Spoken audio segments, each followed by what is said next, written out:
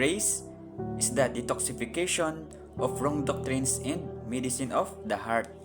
Hebrews chapter 13 verse 9. Do not be carried away by all kinds of strange teachings. It is good for our hearts to be strengthened by grace, not by eating ceremonial foods, which is of no benefit to those who do so. Itong verse po ay nagbabala sa atin na huwag tayong madamay sa kakaiba at magkakaibang mga turo.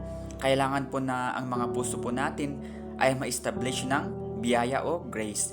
Hindi po sa pamamagitan ng panlabas na mga kasanayan and not from adherence to specific rules or rituals. Liwasan po natin ang mga kakaibang aral na ito. This verse cautions us against being misled by diverse and strange doctrines. Kasi ang mga turong ito na kakaiba ay pwedeng ilihis po tayo sa tunay na ibanghilyo at maari po tayong maligaw.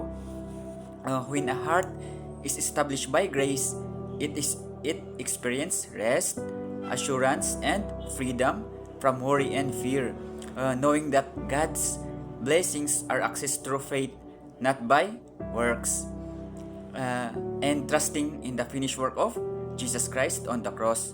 Nagre-resulta po ito sa paglalakad ng walang takot o walking without fear, na may katiyakan sa ating mga pagpapala at may access po tayo sa provision ng ating Ama. Ano po ba yung tamang doktrina na tinuturo ni Apostle Paul?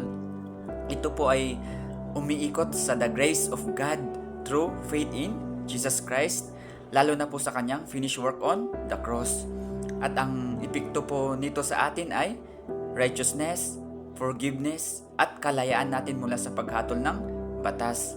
Ang grace po na ito or biyaya ay hindi lamang isang konsepto, kundi isang makapangyarihang katotohanan na nagbabago ng ating buhay.